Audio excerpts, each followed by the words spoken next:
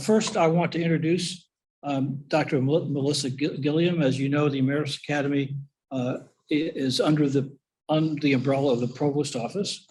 Melissa is the Executive Vice President and Provost at The Ohio State University, where she holds the Anglo-Axiom Chair. And she is the institution's Chief Academic Officer. She oversees 15 colleges with a total enrollment of 67,000 students and 7,600 faculty members. Prior to joining Ohio State in August of 2021, Dr. Gilliam was Vice Provost and the Helen H. Block Distinguished Service Professor of Health Justice in the Department of Obstetrics, Gynecology, and Pediatrics at the University of Chicago. She founded the Center for the Interdisciplinary Inquiry and Innovation in Sexual and Reproductive Health, or the CI3, which leads multidisciplinary teams in developing interventions for marginalized youth populations.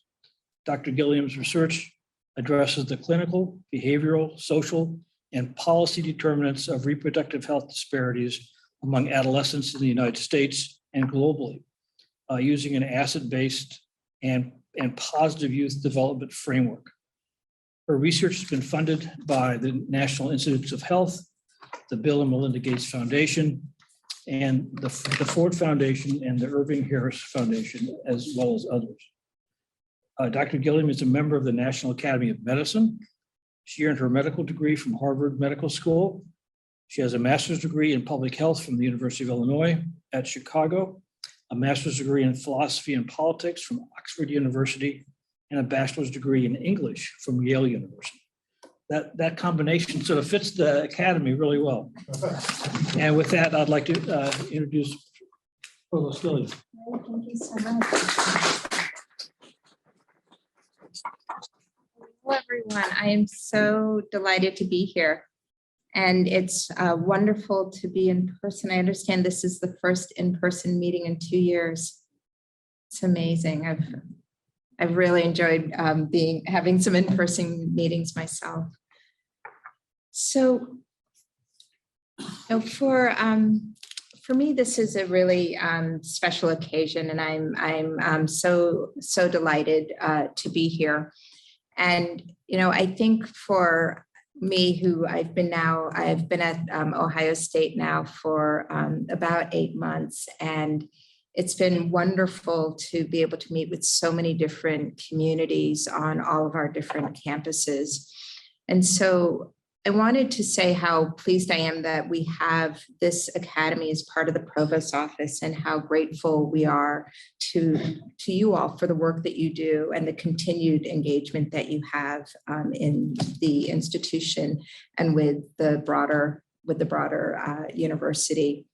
Because your scholarly and creative works across so many disciplines and so many methodologies, this is really an example of what we mean by scholarship in action.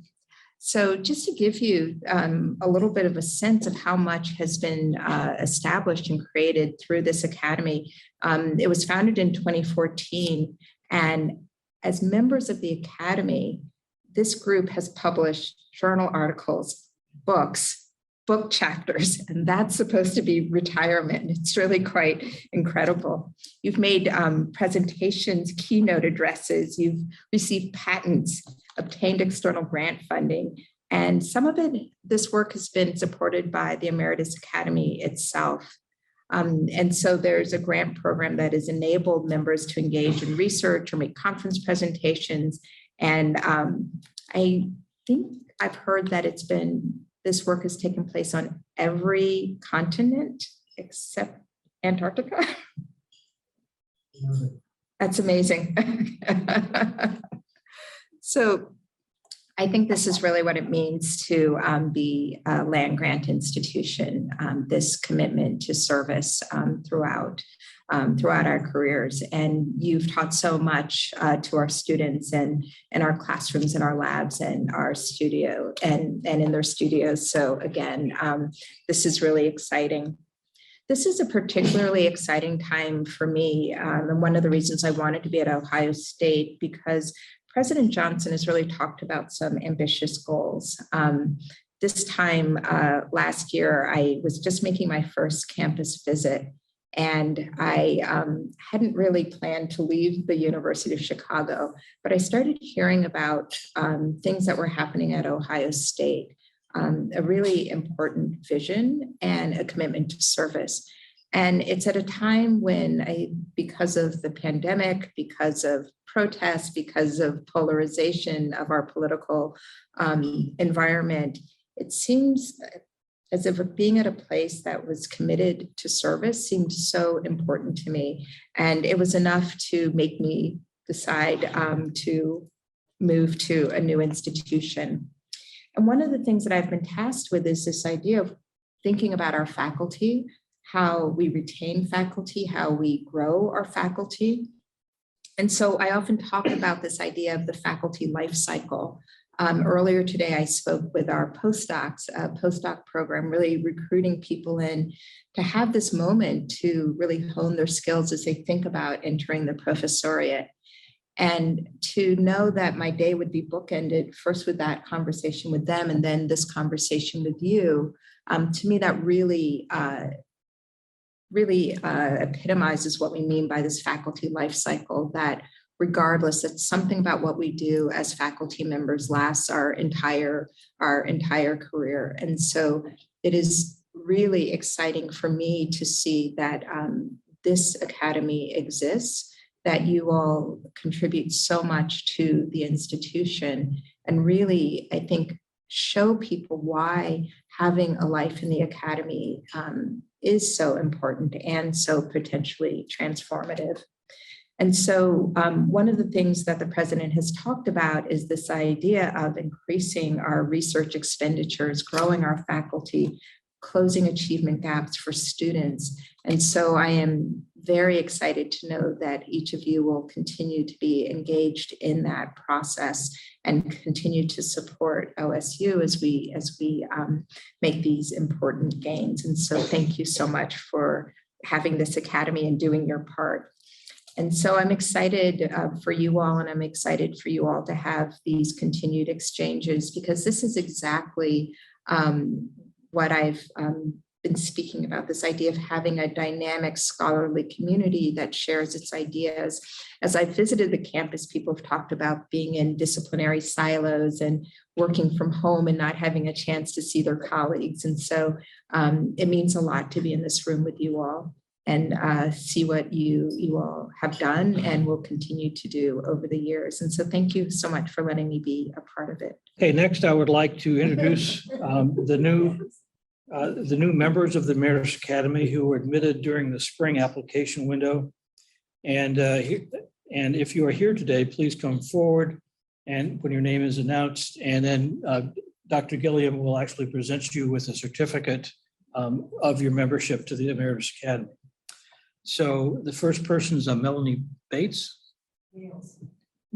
Bales. Sorry, I already screwed up one. Melanie Bales.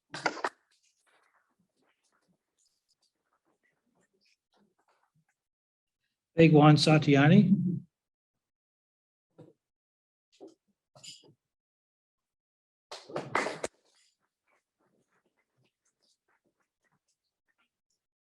John Snyder.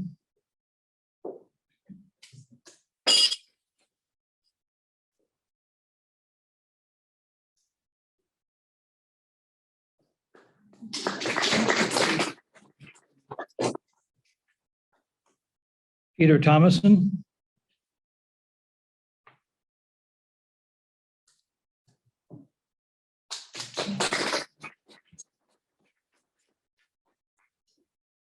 Peter Ward.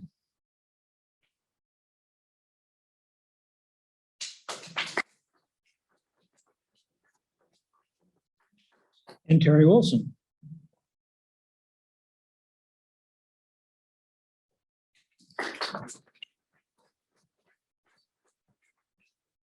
And then other new members who we don't anticipate being here, although they are, hopefully many of them are on Zoom, are Michael Batista.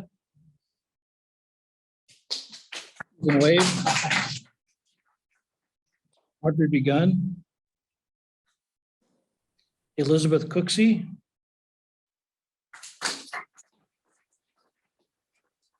Robert Di Silvestro, Linda Lobeo, Thomas Wickizer, Kirk Denton, Michael Mersil, Krishnan Shanswami Sirivansan, Beth Sutton Ramspeck, and Doug Sutton Ramspeck.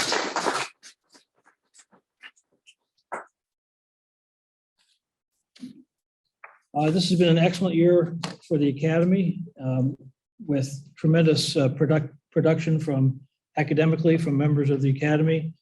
And I want to say that it's been a privilege for me as to serve the Emeritus Academy as a chair. And I want to also thank the members of the steering committee. So if you are here, please stand up. R.D. Nelson is the past chair. P.K. Daniel is the chair-elect. Here. Valerie Lee.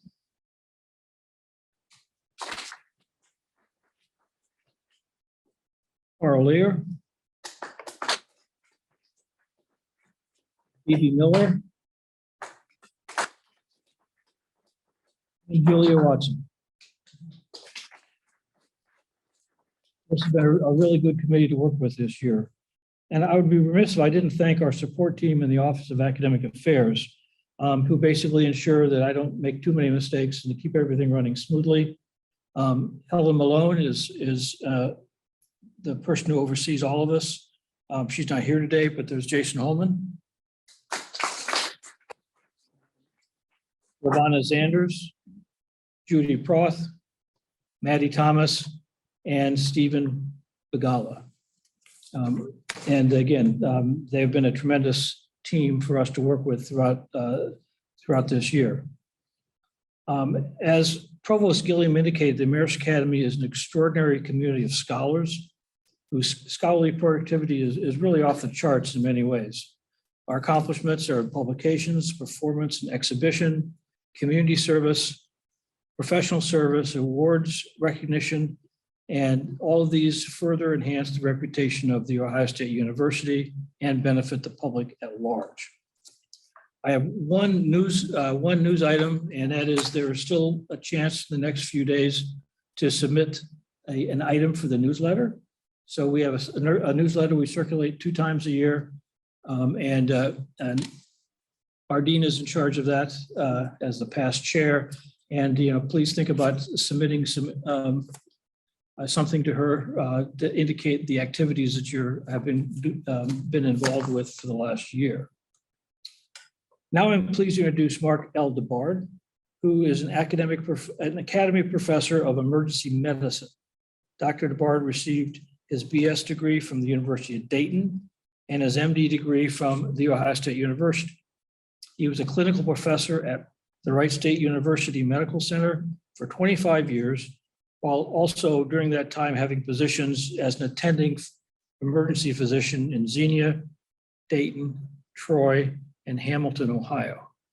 Dr. DeBard came to The Ohio State University in 2021 as both the professor of emergency medicine and as an attending physician at OSU Hospital East. As a faculty member at Ohio State, Dr. DeBard's research has included several issues relating to emergency medicine, and he remains very active in both university and professional service.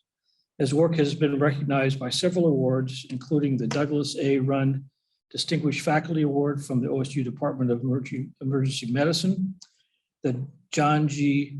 Wiggerstein Award from the American College of Emergency Physicians, and he's won 3 Excellence in Teaching Awards. In retirement, Dr. DeBard has pursued other passions, namely the academic study of lilacs. He is a board member of the International Lilac Society and is the international registrar for the International Register and Checklist for the genus Syringa. His publication record now also includes the study of lilacs, and he regularly gives presentations at both professional and avocational groups. It is my pleasure to turn the podium over to Academy Professor Mark DeBard, whose talk today is entitled Growing and Enjoying Lilacs, the Queen of Flowering Plants. So this is a little unusual, you understand, right? I'm told that we had a biology professor talk about bourbon at one time in the past, but in general, we all talk about our academic specialty or discipline. And I'm not going to talk to you about emergency medicine tonight, though that would be fun too.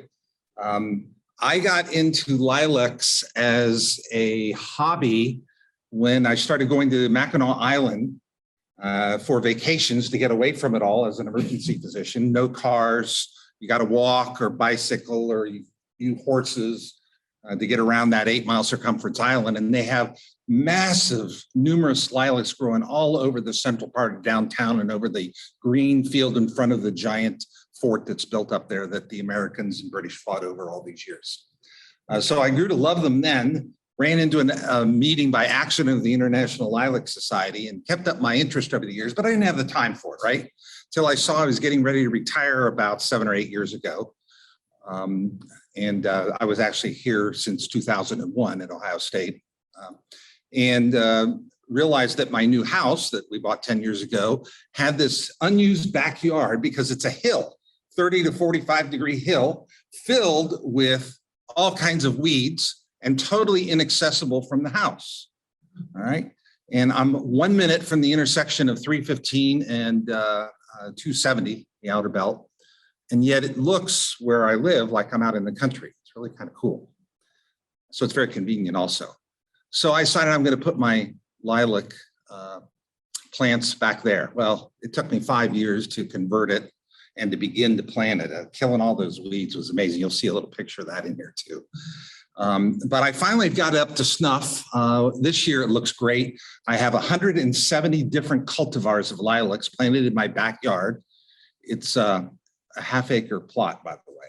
All right. So, but on the hillside, you know, we're talking about the hypotenuse of a triangle. You get more area on the hypotenuse rather than on the flat land. So I got a lot more room because it's a hill. And in addition, I've got about 80 in pots. All right. Just waiting for ones to die on the hillside. And I just put them in there and get a few more. It's actually to the point now where I can actually invite people to stop over and start viewing them. And by the way, they're in full bloom now. Anybody that wants to come over, you're more than welcome to come at any time. 810 Bluffview Drive, give me a call, give me an email, whatever. You know, I don't even have to be there. Just walk around the back and you can come over and see them. I invite all the neighbors. I invite you guys. I haven't invited anybody else yet. Well, the master gardeners I did. Because after I retired, I loved the lilacs. I got very active in the International Lilac Society. And then I started liking the academic side of lilacs. I got mentored by an old Dutch horticulturist who was the international registrar for cultivar names, and he wanted me to succeed him. So I took lessons from him for a couple of years. I decided to become a master gardener, which, by the way, the Academy funded my master gardener training as a research grant. That was very nice. So I did that here as well. And I teach about lilacs just about everywhere, write about them everywhere. And that's how I got into it. So that's why you have an emergency medicine physician doing this instead of a horticulturist or some trained gardener type person. There's probably some of you in the audience. So one thing I learned is you got to be real careful what you talk about. Make sure you know more than everybody in the audience when you're going to talk about something, or you're going to get yourself in trouble. I hope that I know more about lilacs than anybody in the audience. We'll see what happens here. Okay, so the picture that you see there, by the way, is from the Montreal Botanic Gardens. Those are a specific species of lilac called Chinensis or Chinese lilacs. They are not from China, by the way. They're a natural hybrid discovered in France. But boy, what a nice setting that is. Little Adirondack chairs sitting around there. You go up there, you can just sit there and smell them and enjoy them. It's a great experience. We're going to talk about a few facts, the types of lilacs. So you get a little bit of academic taxonomy lesson here in lilac. The flower forms and colors, what you have to do to grow them, maintain them. How do you make more of them? How do you prune them? What about cut lilac flowers? Why don't you see more of them? Because they don't last very long. How do you make perfume from it? There is no natural lilac oil in the plants. And so how do we get real stuff? The answer is you don't, unless you know about enfleurage. which has been a mystery for centuries. We'll talk a little bit about the public collections and the festivals that you can visit to see, hear, and smell lilacs. And we'll talk about a few of the well-known ones that could be recognized on site. So there are 57 flowering genera of shrubs in the world. There's sort of a secondary hobby of mine, but I'm not expert enough to talk about them. Lilacs, we'll stick with them. Lilacs have about 15 natural species and 10 hybrid species, and they're in the olive family, the Oleaceae. They're found in primarily temperate woodlands and the scrub of hilly or mountain areas. 13 of those 15 natural species are from East Asia, primarily China, a little bit of Tibet, Afghanistan, Japan, Korea, all thrown in there. And 2, including the common lilac with which you're most familiar, are from Eastern Europe. The other one is called Josicaea. We'll talk a little bit about it. It's a late lilac, which most of you don't know anything about. And that's going to be a real important part of my talk here today. So they're not native to North America at all, which makes them subject to new diseases and insects. Import into the US has been strictly forbidden since about after World War II. There are some limited exceptions for Canada. And that means that all the foreign cultivars that we have in this country are from before 1940, primarily the French hybrids that Lemoyne gave us, a few Russian hybrids from Kolesnikov, and then a few slowly came in through Canada. They've been able to import them over the years, and we have some restricted importation from Canada. Another thing to remember is that when you plant them, they don't flower right away. They take 4 to 5 years when you start off with a little 1-gallon pot. All right, so they require patience. They're not a flower that gives you immediate rewards at all. Lots of patience required. They grow in a fairly restricted area all over the world. Primarily in the green is where they grow the best, and the dark green. And then the light green, they will grow and flower there as well, with a little extra care, maybe a little hot sun production in the afternoon. But lilacs love the cold, right? They need the cold to set flowers. They have to have a couple of weeks of temperatures in the 32 to 40 degree range in order to set flowers. So they will not flower down in Florida, for instance. They will grow, but they won't flower. They've got to have the cold to set their flowers. There's a bunch of flowering shrubs that are like that, actually. You can see the distribution there. Anywhere you see the green, they should be able to grow. But I can tell you that they are not known in South America, except for the Falkland Islands, where the British imported them. They are not known in South Africa, and I personally inspected that as much as I could when I was there a couple of years ago, right before the pandemic. Went to all the gardens, the botanical place. It's more of a Mediterranean climate. Mediterranean climates aren't real conducive to lilacs. They don't get cold enough in the winter. Southern Australia, not so much, except in the Blue Hills Mountains in Eastern Australia. They do grow there, but not real well. And they grow very well in Tasmania, okay, just south of the mainland. And they also grow in the South Island of New Zealand. Other than that, they grow across Europe and Russia and China and Eastern Asia. So a wide distribution, but in a fairly limited latitude. In this country, they'll grow anywhere on that map that I've circled for you and flower pretty much on that map. In Canada, they'll grow anywhere that's not blue or purple. All right, so they're very hardy. Down to -40 is not a problem for the common lilac. There's a few that are more sensitive than that, different kinds. All right, if you learn nothing else today, this is the slide you have to learn. All right, there are 4 types of lilacs. Officially in taxonomy, we call them series. Some authors will call them subgenera, right? But series is the preferred term these days. And for civilian audiences, I'll call them types. The 4 types do not interbreed and they do not hybridize among each other. They bloom at different times completely, which is really important for planning your lilac display. They are not invasive, as well as not being native to the US. So unlike, say, honeysuckle that's taken over, right? Lilacs aren't ever going to take over. Why? Because they have this really ugly, sharp fruit that birds hate. Right? There are no berries for the birds to eat and spread all over the place. So the seeds are not very attractive at all. The fruit is not attractive at all. And so they just don't spread like invasively at all. They don't need cross-pollination either. So the four are, and we'll talk about their scientific name and their common name, and you can memorize whichever one you want, because I want you to memorize this. The four series are the common lilac that you all are familiar with, which is called syringa, the same name as the genus. The pubescentes, or the little leaf, and sometimes called the hairy lilacs, because the leaves are hairy. The villose, or the late lilacs. And finally, the ligustrina, or the tree lilacs. And you've seen some of these, I know, and we'll talk a little bit more about them. The common lilacs, the common species are vulgaris, which in Latin, of course, means common, right? So the one that you've seen and know the best. There's one growing over here at Orton Hall on the northeast corner. There's a couple coming in the road to the faculty club over on the little oval as well. So they're around campus. You can see them and smell them. The hyacinthiflora, which we'll talk more about, but they're the earliest of the lilacs to bloom. The chinensis or Chinese ones that I showed you at the beginning, and the Persian lilac, which is a natural hybrid as well. The little leaf one has 3 subgenera, but they're mostly pubescens. The other minor ones in the series are of no interest to us. The late species, Josicaea being the prototype, it's from Eastern Europe. All the rest are from Eastern Asia.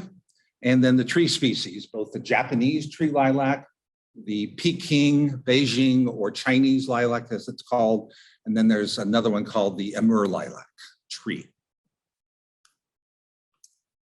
Let's go back for a second. So you can see pictures, top left up there is a common lilac. That is a cultivar, and I know that because it's got giant florets on it compared to those leaves.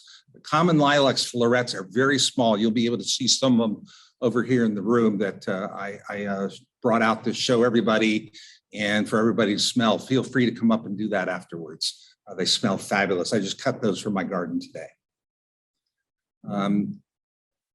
Over on the top right is the pubescentes, or little leaf lilacs. You'll see the florets there are smaller, but they're more numerous in terms of the panicles, the display of the flowers. On the bottom left are the late lilacs. Look at how that leaf is different. We'll look at that in a minute. And on the bottom right is a tree lilac, specifically ivory silk, it looks like. The tree lilacs are planted a lot in Columbus these days. So look at those leaves and how different they are and how easy it is to tell them apart. Over on the left, the common lilac, often described as heart-shaped, moderately shiny, a little bit glossy, right? Then the little leaf lilacs, and you can see why they're called little leaf lilacs, they tend to have ruffled edges to them. The late lilacs, which are more oblate, they're a lighter green usually, they're more veined, and they're not as shiny, very easy to tell apart. And then the tree lilac leaves vary a good deal more. All right, so the common lilac has an early lilac called oblata, and the common lilac itself, which is vulgaris. They make hybrids. So if you combine oblata and vulgaris, you get the hyacinthiflora. That's the earliest lilac with big florets. They look and smell just like the common lilac, but they bloom a good week earlier, sometimes 2 weeks earlier. And they bloom as long as the common vulgaris lilacs do as well. So 3 to 4 weeks for them to bloom, the hyacinthiflora is not unusual. So if you can find one of those, it's a great one to start with. The Chinese lilac is also called the Rouen lilac because that's where it was first discovered. Nobody knows who got it first, where it came from. It's a natural hybrid. Persian lilac, no cultivars of it, but it's a very distinctive small leaf lilac like the Chinese lilac. The leaves are smaller than the common lilac, but they will interbreed. Persian won't because it's sterile. And then Leuciniata, or the cut leaf or lanceolate lilac, has real sharp pinnate style leaves that are nothing like what you see on all the other series. It's You look at it and you won't even think it's a lilac. Hopefully I have a picture of it in here, but the flowers confirm that it is. Oblata is from China. It's very rare to find it pure form in North America. It's got a little bit of reddish leaves with leaf color in the fall. It's got the same great lilac fragrance. The common lilac is the one you find in stores. It comes by itself as a species in sort of the purple or lilac color and white, right? Those are the only two colors the common species lilac comes in. From Eastern Europe, it was brought by settlers in the early 1700s, and we actually have some evidence that it was brought in the in the 1500s to some of the eastern plantations, which were then lost to fire, and no evidence of them remains. So they always brought them with them because they're hardy plants. They travel well. They bring cuttings and plants and seeds, and they use them usually a little away from the house, wherever the privy was. They would plant their lilacs, right, or at the entrances to their houses as well to smell them. Great fragrance, big flowers. So here's an example of some. There's over 1,500 named cultivars of lilacs in the common series.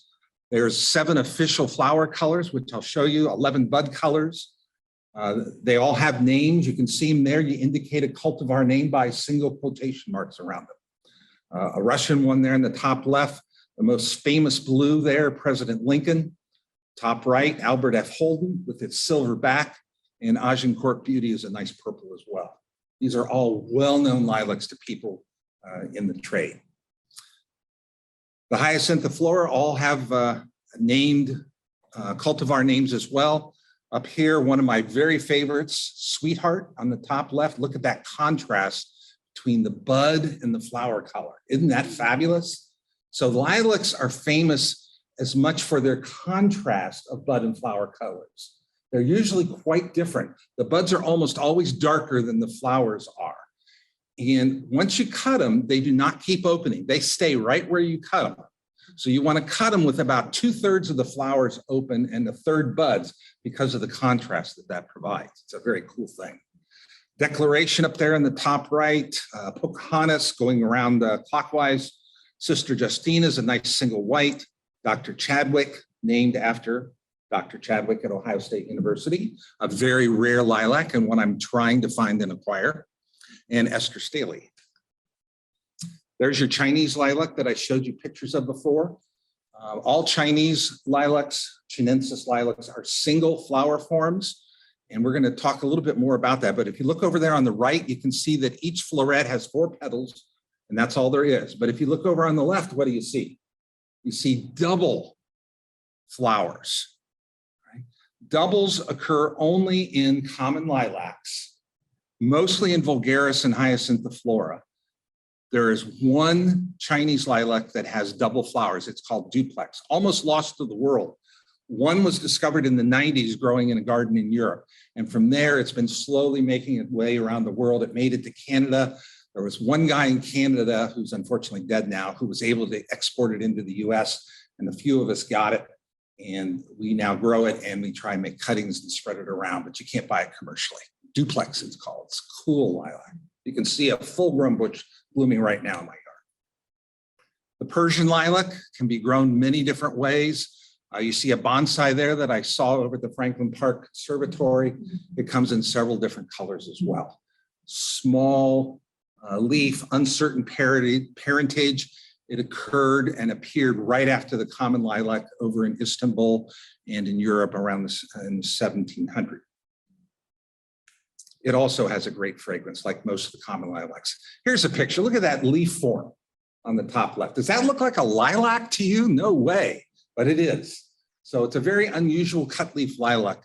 And you can see the numerous panicles blooming there, but they're really tiny florets. I blew them up for you on the top right to see what they look like. And they're all usually about the same color, pink to light purple. Then the second series blooms right at the end of Vulgaris blooming. So the Vulgaris will bloom 2 to 3 weeks. The Hyacinthiflora will bloom 3 to 4 weeks. This one will start right at the end of the Vulgaris. A few of them will start a little earlier than that. And they'll bloom for 2 weeks also, easily. So here you see what we're doing. We're going to succeed each lilac with the next one. This is what they look like. It's often called the Korean little leaf lilac. There's some subspecies, but they only come in white, pink, and rarely a purple color. Most of them are a little smaller in height. How many of you have maybe heard of Miss Kim? Yeah, the garden centers sell Miss Kim. Unfortunately, Miss Kim is not one of the smaller ones. It gets pretty big. I have a picture of it, not right here, but coming. Its color is a little washed out pink, in my opinion. There are better ones out there, including one they sell as Korean lilac, and it doesn't get that big, but has much better color. So think about that. Again, these have great lilac fragrance. So something to remember because the late's done. There it is on the top right. You see that very light washed out pink color. It's not white. It's a pink when you see it in person, but it's not deep. So down below it is one called Palaban, a little more of a purple. And it's kind of a compact one and won't get much bigger than 4 feet. Hers is the only one of the rare weeping lilacs that's out there. H-E-R-S, that was the man's name, by the way. There is no him. Hymns or it's hers. Joseph Hers was the guy's name. There's a close up there of Palaban. And then the top, George Eastman, is one of my favorites because it gets buds that are really kind of a pretty red, as well as having good color to the flowers themselves. Also, lilacs are not famous for their fall color other than oblata, the earliest blooming kind. But this little leaf series, the pubescens, does get fall color. There's a guy in Japan named Hideo Ihara who breeds them for balconies, small lilacs, to bloom on the Japanese balconies when they don't have a lot of land, right? So he only blooms them for their compactness, but he also does it for their fall flower color. Look at the colors of his different cultivars that he grows there, and he names those. And we have almost none of them in this country. They have to come in sort of through clandestine means, and that does happen, I have to tell you. I might have 1 or 2 to auction off come this year, we'll see. I don't know where that came from though. Then there's the late lilacs, all right? Nobody knows about the late lilacs, which is unfortunate, but they do sell them, usually under the name James McFarlane is probably the one I see most commonly out there at the local nurseries. But Josakea is the Hungarian lilac. There's a few others, the nodding one, which is Reflexa, and I'll tell you why it's famous, Velosa and Swagenzowii, and they all have common names that go with them as well. And then the hybrids, and there's only one hybrid of interest to this group, and that would be the Preston Lilacs, the Prestoniae. This is what you can do with them. The ones in black are the natural species. So you can cross them, and indicated by the little multiplication sign tells you that it's a hybrid species. And each one of them has different characteristics, and that's how they come off of that hybridization and how they get named. So Josakea is blooming after the common lilacs and the little leaf lilacs are done, and it'll bloom for 2 weeks. All right, so we got 3 to 4 weeks, we got 2 more weeks, we got 2 more weeks, right? You getting the picture now? You should be planting one of each. The colors are a bit limited, white to pink in general. They have longer, rougher leaves than the other series. They have a different fragrance than the common lilac. It's often described as spicy. Now, I know people that don't like it, and I know most people who do. I love it. But there are people who do not like the way it smells, so you have to see what your personal taste is. It is an endangered lilac. It's the only endangered lilac in the world. Its native habitat is in Romania and Ukraine. God knows what's happening in Ukraine, but there is still a stand of them in Romania. We think that it was millions of years ago, it got cut off from the Velosa lilacs that were in China by the glacial interruption that came down across Russia and divided up the plant kingdoms there. So it probably diverted from it several million years ago. Kamarawi is famous mainly for one called Reflexa, and Reflexa is important because look at that picture on the left. It's the only lilac that has drooping panicles, also called the nodding lilac, is why they do it that way. It's a very cool lilac, and it gets some great colors in it as well. Very hard to find those.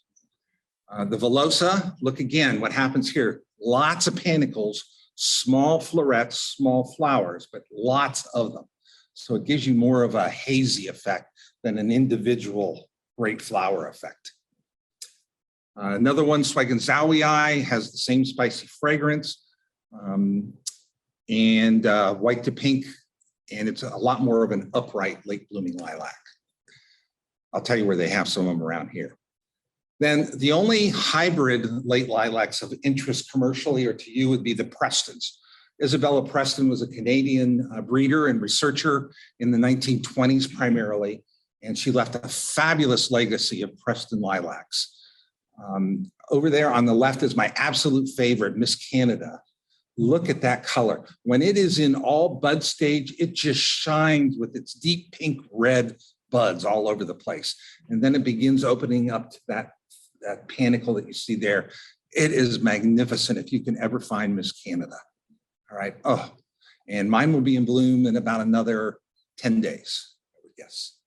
Royalty is the nomenclatural standard for late lilacs for the Preston group. It's got this gorgeous purple bud floret contrast to it when it comes out. And there's another one just as an example of what Julia looks like. Lots of named cultivars. And then the last series are the tree lilacs, right? Which bloom as soon as the late lilacs are done. The tree lilacs come out and bloom for 2 weeks as well. So we're talking a good 2 months here, if not more, of lilac bloom time, which is very unusual for any flowering shrub to have that prolonged a season. The bark is fabulous on these lilacs. They look like cherry trees, the bark does, nice and shiny, beautiful. The flowers are always white, except there are now 1 or 2 cultivars that have yellow flowers. Beijing gold is the one you might be able to find around here. There is a smaller version called the Peking Lilac. It's actually a different species than the Japanese tree lilac. You can see that its shape is more globular, it's shorter, and it's the one that can have the yellow flowers. On the bottom left there in the picture, what you see there is actually a view in the mountains north of Beijing of S. pekinensis growing wild in the mountains. I have a friend in China who's a lilac specialist, and she goes up and prospects there and sent me that picture. So I'm really proud to have that picture to be able to show to people. All right, that's your taxonomy. It's the only thing you have to learn today. When you're buying lilacs, plant them by the different series, all right? By the way, when they plant the tree lilacs around here now, it's because they don't grow up above the lines for the telephone poles. So they don't have to trim them. That's why they like them. There are 2 main flower forms, single and double. So on the top left there, you see what a single floret looks like with its 4 petals. In the middle is a double. Okay, doubled florets, so 8 petals. And on the right is what's called multipetaling. So it's also known as radial doubling. And we're going to talk a lot more about radial doubling. It's a highly desirable and rare trait in lilacs. We only have double flower forms in the common lilacs, not in any of the others I talked to you about. So here's the pictures. Can't quite see all the top of that, but that's okay. The lilac buds have 11 potential colors. I will tell you that we have all of them except orange, no orange buds.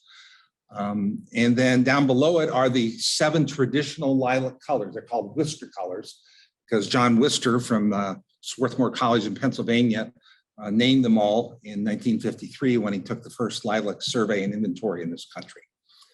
So every lilac person knows Roman numerals 1 through 7 for a color of lilac. So if I want to describe a lilac quickly to somebody, I say it's a common lilac with a D7 flower.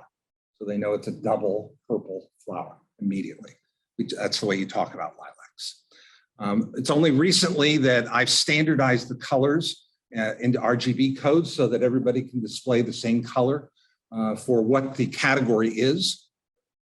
And that's now been accepted around the world as the description of what that color is. Of course, the colors vary all different kinds of shades. I mean, when you look at that combination of lilacs I brought in today, and since we have a Zoom audience, can they see this?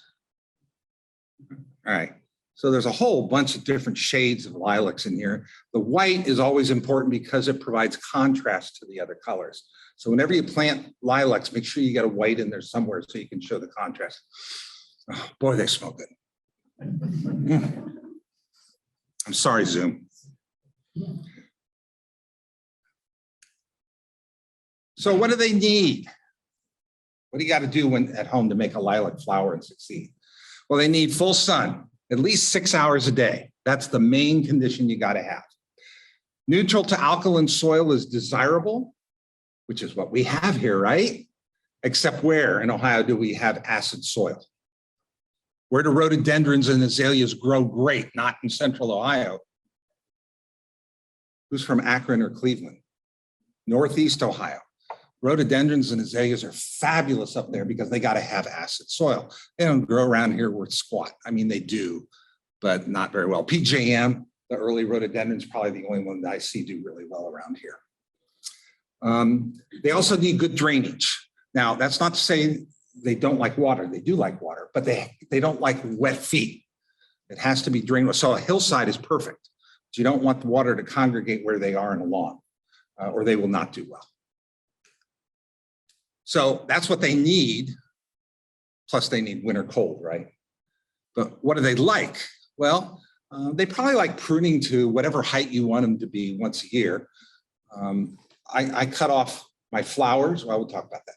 But I keep mine at about as high as I can reach because I want to be able to see and smell the flowers. But you can let them go wild. They'll grow 15 feet high, 20 feet high, 10, 15 feet wide if you let them go. That's okay too. A lot of people do that if they have the room. I plant mine 7 feet apart, so I don't quite have the room.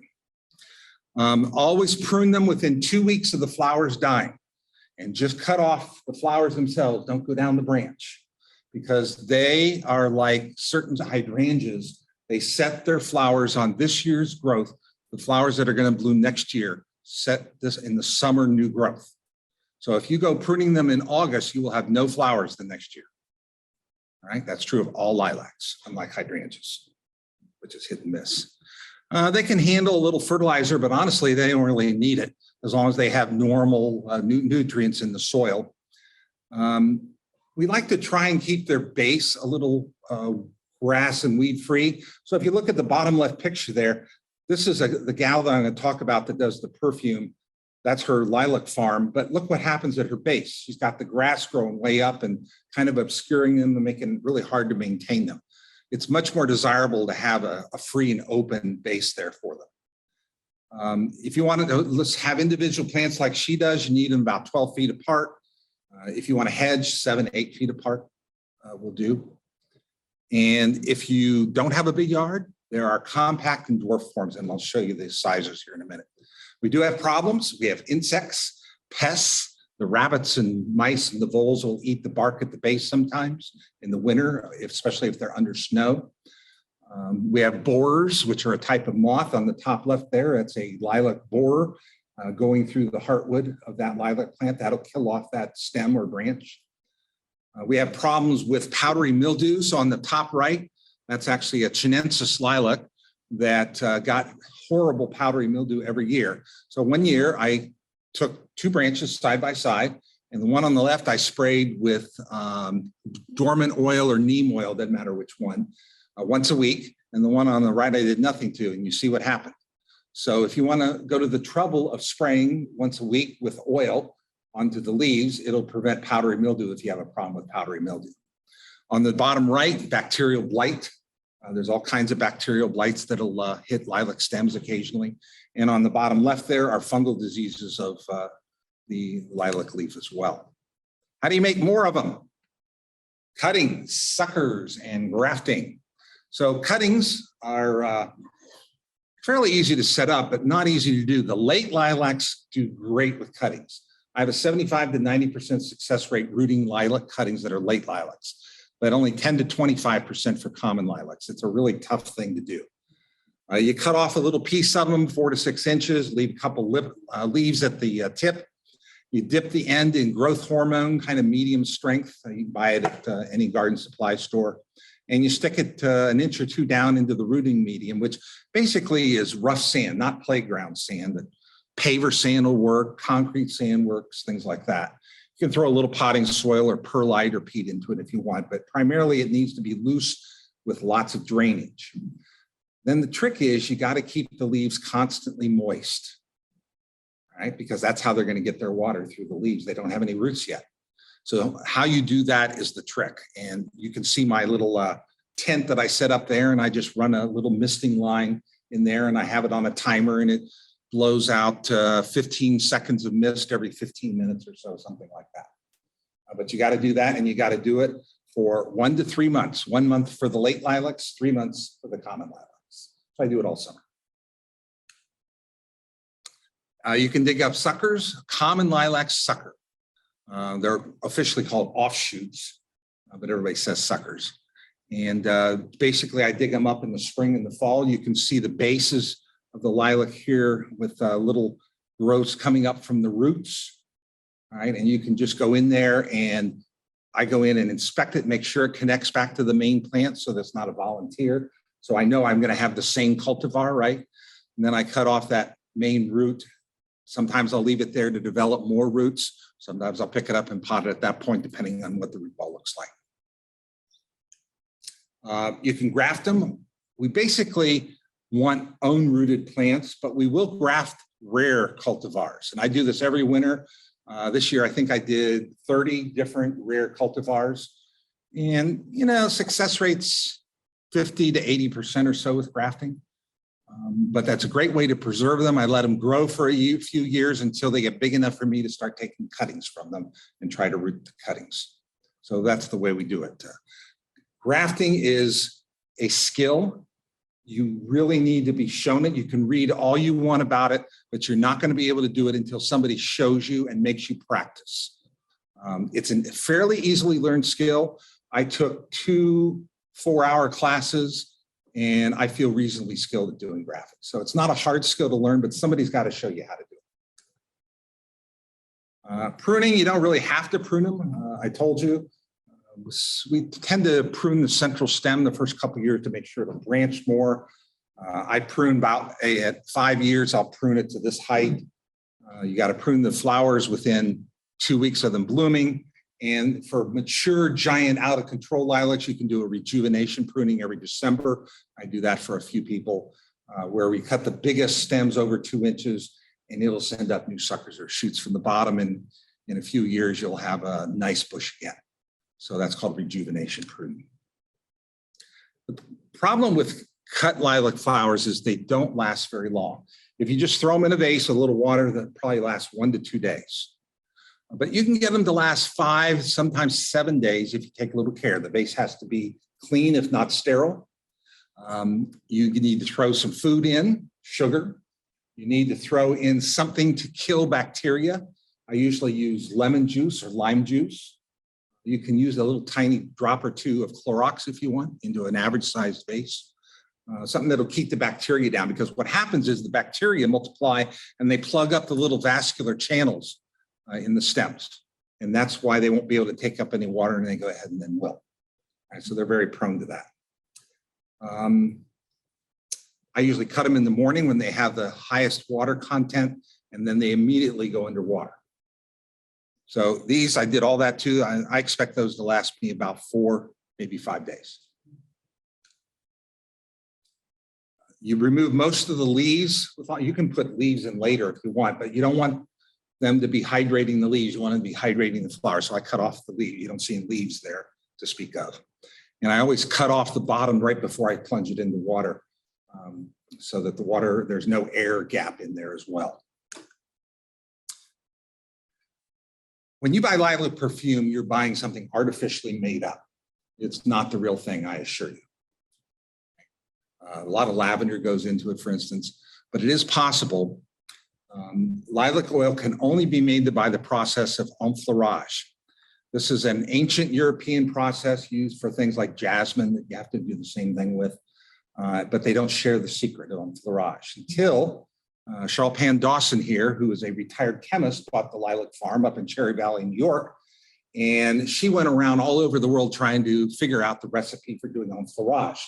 They wouldn't tell her. She's down in Colombia. She went to Europe. But she got enough information here and there and researching books. She finally figured out the process as a chemist. And she started doing it herself at her lilac farm. And she now sells lilac pomade from hydrogenated palm or coconut oil that has the lilac essence in it. And then she'll distill it down to lilac oil and she'll make perfume as well. She's online if you ever want to. It's certainly not an easy process. So she basically has these flats of the hydrogenated oil. It's a white, greasy mixture.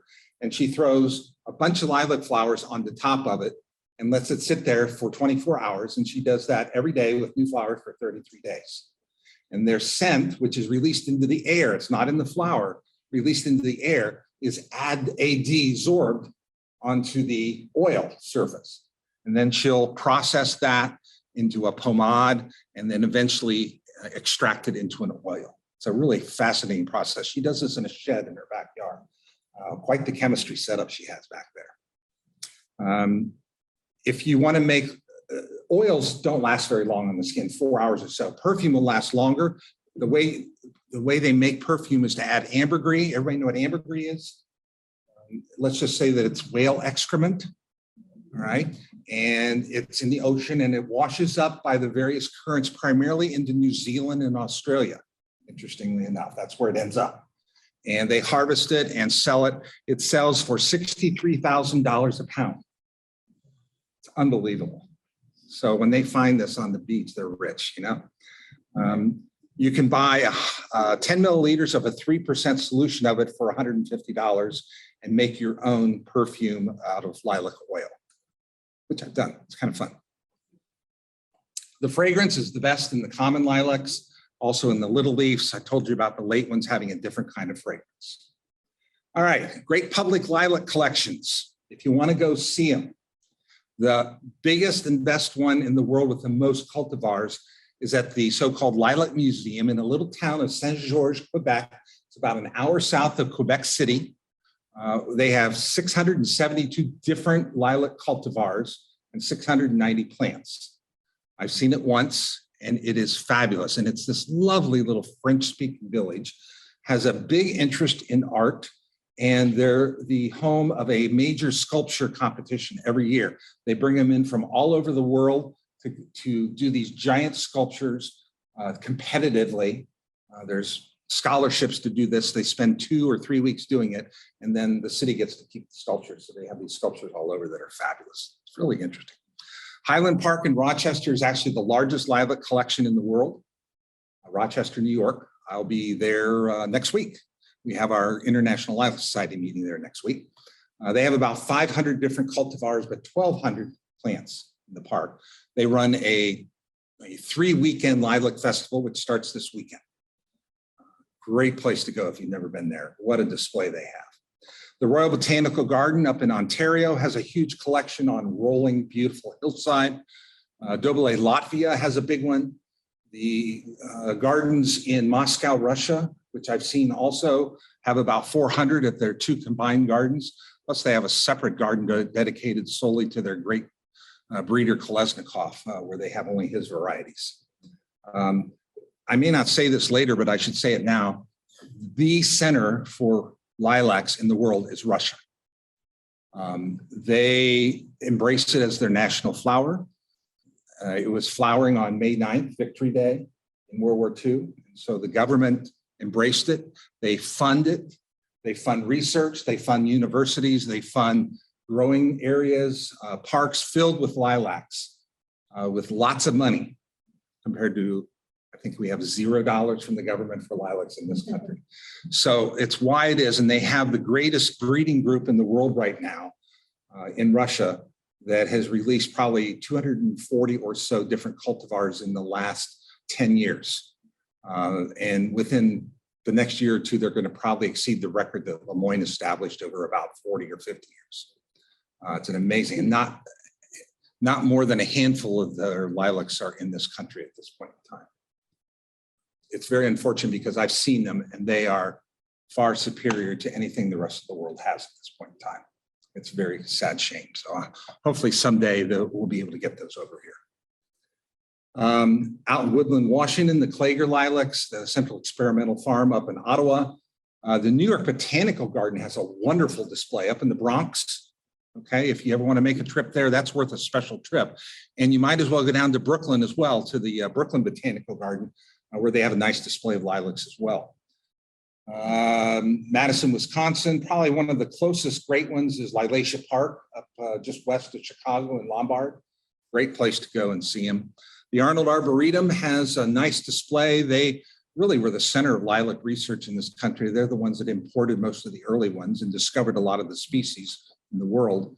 And they have one day devoted to lilacs every year on Mother's Day. So this Sunday, they have what's called Lilac Sunday. The park is open. It's the only day of the year they allow picnicking in the park. So it's a big deal for them. In Ohio, Holden Arboretum makes my list. You see how many they have there. And then, of course, the Montreal Botanical Gardens. What do we got in Ohio? Holden Arboretum is the biggest, 137 cultivars, 212 plants at last count. Rowe Arboretum in Cincinnati and Mount Airy Arboretum in Cincinnati have reasonably large collections. And then Dawes Arboretum over in Newark has a nice collection of about 50 different cultivars. And what they are known for is the tree lilacs. They have about 15 mature different kinds of tree lilacs over there. Well, we're seeing, I don't know anywhere else in the world that has the kind of mature tree lilacs that they have. So I always go over there in early June when they're blooming. Everybody always wants to see what my place looks like. So that's from about 3 or 4 years ago. You can see I have a culvert there that drains down into a little creek, but look at that hillside, and you can particularly see it on the right. It's steep. The fences are there to keep me from falling. I've made little walking paths on the hill so I don't have to walk like this. And I have finished putting the fences in as well. And then down there on the pallets, you can see where I grow cultivars, I keep my pots, and that's my hobby. Where do you get them? Everywhere and nowhere. They're really kind of hard to put together in one place, but the best place to get young, inexpensive lilacs is Hope Springs Nursery in New York. Jamie Powers runs it. She does a fabulous job. I know her cultivars are correct because she won't sell them until they're proven, unlike a lot of other places. I got a Belle de Nancy from one of the commercial nurseries that's actually based in Ohio, and it's supposed to be a double pink, and yesterday it bloomed for the first time, and it's a single white, so it's not true to name. So it comes out of my garden and goes to someone who wants a lilac. But there's a lot of different companies that sell lilacs, usually different kinds, but not a fabulous variety. Hope Springs has the best variety as far as I'm concerned. That's where you should go first. These are the festivals all over the country. That wheelbarrow on the top right is Charlotte Dawson's. That's the way she collects them out in her lilac farm and wheels them in by the wheelbarrow to put on her enfleurage. It's an amazing thing to see there. The picture in the middle I took over in Russia, and the one on the bottom right is Mackinac Island. There are lots of lilacs to see. They have a lilac festival the second week in June usually. I'm going to be there this year as well. So it's a lot of fun times for us. And then let's sort of finish up with the multipetaled lilac, Rochester. Rochester is the name of a cultivar, the most famous lilac in the world because it was the first one to have a majority of multipetaled florets. Remember, they're all 4 petals, right? Well, not this one. Look at these. On the bottom right, that's Rochester. It's got sort of a distinctive shape to that floret, as well as the multi-petaling. If you see 5 or more, it's called radial doubling, multi-petaling. It's a rare, and it's supposed to be a sign of good luck. You know how we look at 4-leaf clovers, sign of good luck? Well, that's very cultural to us. Well, in Russia, a 5-petal lilac is a sign of good luck. Matter of fact, when we had a big meeting there a few years ago, they sent us the design for the meeting with a 5-petaled lilac. And I said, well, that's not right. I said, 4 petals. I said, not in Russia. I said, 5 petals means good luck. So that's the way they did it. It's very interesting to learn these kind of things. We had a record of single form lilac with multi-petaling of 28 petals. You see up at the top, those are different cultivars. You can see how they're different in color, but we keep getting, every one of them has Rochester in its ancestry. Rochester is a great hybrid. And anytime you see multi-petaling, you know it's got Rochester in it. This is a double they found over there. which had 58 petals over in Russia, the most we've ever found. So these are all cultivars of Rochester. Look at the colors on those. And my favorite, Flower City down there on the left, mine's blooming for the very first time in my yard this week. Just a great color. It's kind of a violet, purple, blue. I don't even know how to describe it. It's very electric. Here's some more of them. They all have names. You should know by now. You see a D5 and S4. That means a double pink or a single lilac. And a lot of these, Fiala was a great breeder. He's based in Ohio, up in the Akron area. And a lot of our lilacs, he had probably close to 180 of them that he authored. They're around all the time. They're great ones. Phoenicia was up at Rochester Park. And then the last four I'm going to show you are these. And I show it to you because it's really hard to tell cultivars apart. We don't have phenotyping or genotyping for cultivars yet. We don't have the money for it. The Russians will be the first to do it. But these four, any lilac enthusiast can recognize on sight. Why? Top left, multi-petaling cupped florets. What's that going to be? Rochester. Everybody can recognize Rochester. In the middle there, voted the most beautiful lilac in the world every time we have a vote. It's called Beauty of Moscow or Krasavitsa Moskva, right? The fabulous pink buds, intense pink with a contrasting pure white and doubled. It is a fabulous lilac. In my yard, but not blooming yet. On the right, yes, it's a double blue. The blue isn't spectacular, but it's nice blue. It's doubled. They're nice panicles. The buds are purple, but not a real deep purple, so not great contrast, but it's grown for what? The leaves. Look at those leaves. We have very few variegated leaves in lilacs, and the only one that's a double blue is Okabe folia, so everybody knows that in the lilac trade. And then on the bottom left, some of you may even recognize that one because it's sold commercially and it's called Sensation. And it's got that double color to it with the white edges, very unusual. It's officially called a chimera. The book that I gave Bill is the first register published in 20 years. They're supposed to be published every 5 years, but I only took over 3 years ago, I guess. And we finally got it out. I learned how to publish a book, which I really had never done before. That was very fun. And you can order that at Amazon. We have a photo and color database now of over 1,500 cultivars and taxons, 10,000 photos. I released that in 2020. I was the editor for that thing as well, and we're going to have a new one in 2025. I'm up to about 13,000 photos now and 1,600 or so cultivars. So it keeps growing. Want to know more? There is the International Lilac Society, and we have a Facebook group. And I have free bookmarks showing the 7 Worcester lilac colors up here if you want to take one, as well as membership forms for the Lilac Society. Thank you all very much.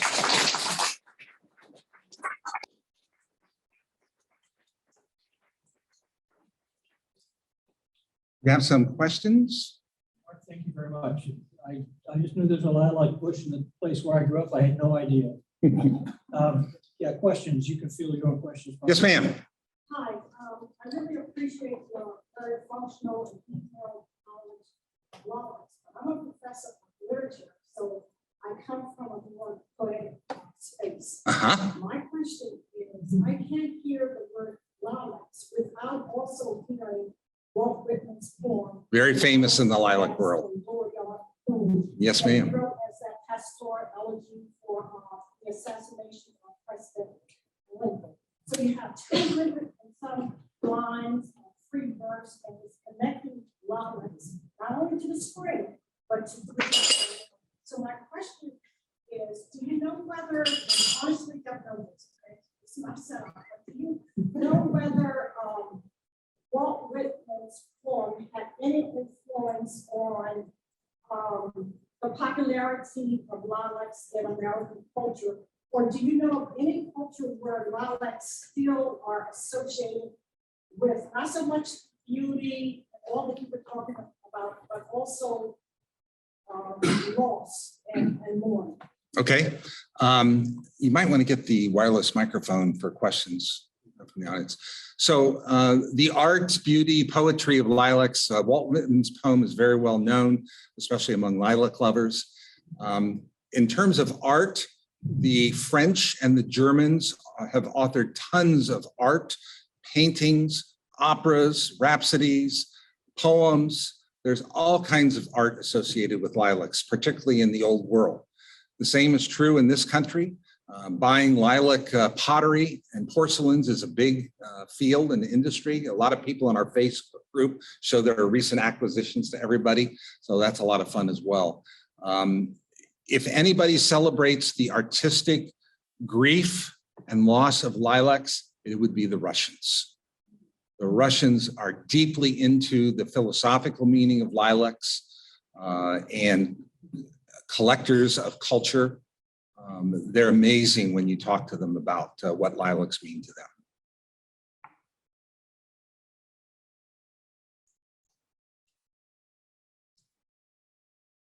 This is a historical question. When I was a child on Long Island, we went to a place called Lilac Land. Yes. Which I guess doesn't exist. It does not. Could you say something about places like that in the, development of lilacs in the country? Sure. Matter of fact, I just did a lecture for the Russians on Lilac Land. We had a Zoom conference in February. And Lilac Land was the creation of William Havemeyer Jr., kind of the third actually, who owned Domino Sugar. And he obviously became a wealthy man in his lifetime, as did his father and his father before him. They had over 20,000 lilacs growing in Lilac Land at one time. Unfortunately, he died in 1936. His wife kept up the estate, but she eventually sold it to a real estate friend in 1949, the Eatons. And the Eatons kept it up through the 50s and 60s, and they made it a tourist destination. When they inherited it, there were 7,000 lilacs left. Okay, so it was already going downhill. And eventually when Mark Eaton was left alone and getting older in 1970, he had to sell it off as well. And it kept getting sold off. And when it was last visited by descendants of the Eaton family in the 2000s, they had the courage to go up to the original place. They found the Lilac Land sign still there, discarded in a trash pile, with one lilac left on the property, 20,000 to 1. And this is typical of private collections, which is why public collections are so important and funding them is so important. This past week, I spent at Ewing Park in Des Moines, Iowa, trying to remap and relabel their original 600 lilac collection, which is down to about 180 lilacs, and they didn't know which ones were which. So I was there using old maps and lists and scrambling around in the base of them to try and find old signs, to try and restore some of the tradition and names to that project. So it's a real cool project. I could go back in a couple of weeks to finish it up. So it happens to public collections, but private collections get lost all the time. Very unfortunate. I often wonder, I have the biggest lilac collection in Ohio in my backyard. What'll happen to it when I am old enough that I can't maintain it anymore? I don't know. Probably it'll go into disrepair and be lost. I have a couple questions from the chat. Sure. So the first one is the requirement for 6 hours of sun. That's after trees are fully in leaf in the sun? Yes. Okay. Yes, 6 hours a day minimum. If you can do 8 to 12, that's great. They'll take it, especially in our climate. Now you go down south into zone 8, they'll still flower down there because they get cold enough, but they maybe can't handle all that hot afternoon sun sometimes. So maybe a little shade in the afternoon, if you can get it 6 hours in the morning and early afternoon. Just one more from the chat too. We are just committed to planting 2 bloomerang lilacs that are supposed to rebloom in late summer. I can't quite figure out where this fits in the picture you presented. So a bloomerang is a trade name for pubescentes, little leaf lilacs. They're the only ones that predictably can rebloom if you have the right cultivar. So if you want reblooming in August or September, you'll want a pubescentes little leaf lilac, which generally are smaller. Now they don't all do that, like Miss Kim is a pubescentes, but it rarely reblooms. But Tim Wood up at Spring Meadows Nursery in Grand Rapids, Michigan, has gotten a group of them that he's bred to have remontancy, is the official name for reblooming, to happen more frequently. Now, up in Michigan, they rebloom really pretty well because it's a cooler climate. Here in Ohio, they don't do as well. They will rebloom. You'll be disappointed by the rebloom. I wouldn't buy them in Ohio for that trait alone. But if that goes with other things you want, like size, most of them are smaller, that's fine. I own a bunch of bloomerangs, trade name, by the way. All right, there are different kinds of bloomerangs. And I think every collection should have some. Sir. Question. First of all, I'd like to say that I appreciate everything you shared with us this evening. I've actually learned more about lilacs than I've ever known before my entire life. So thank you so much. My pleasure. I do have a question with regard to, maybe from your background. One is sort of basic question. Are there any medical values towards the lilac plant? Either any kind of tea out of it, can it be ground up for any kind of medicinal purposes? So there's no medicinal value, no known medicinal value, but there are lots of things you can do with them. And our latest journal, the Spring 2022 Journal of the Lilac Society, has a huge article on making lilac syrup, lilac cakes. The lilac florets are edible, so they'll decorate various desserts with them. They're perfectly edible, although make sure nobody's spraying them with anything bad, first of all. So yeah, there's all kinds of stuff you can do with lilac florets, but they do not have any known medicinal value. You know, I told you that I'm an ER doctor by trade.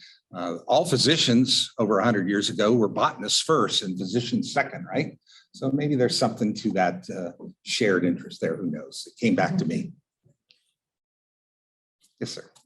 Yeah, I was wondering about the color of those lilac varieties. Are the pigments responsible for those colors? Are they well understood? Are they characterized? So they're not well understood. There's very little research that's been done on lilacs over the years. And we only know to breed them as breeders, not as chemists. And we don't know which chemicals give which color at this point in time. They're certainly genetically determined. The sensation one that I showed you with the double color is a chimera of two different genetic lines existing in the same plant and in the same floret. And that's how they get the mixture like that. Yeah.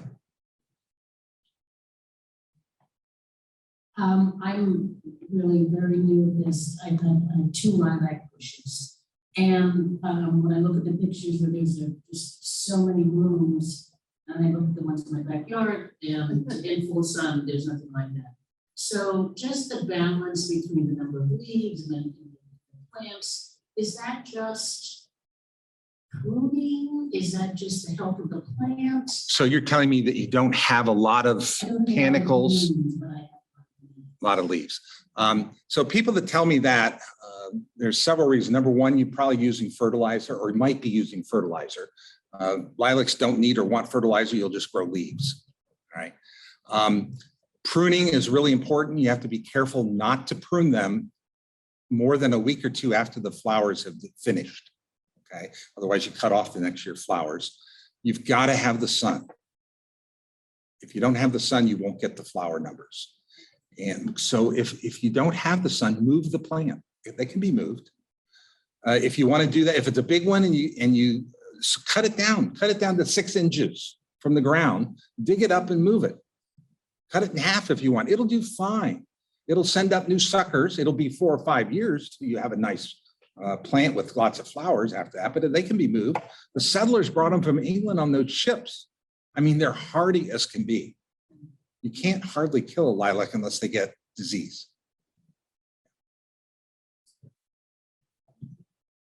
Well, thank you. It's been fun sharing my lilac story with you. Thank you very much.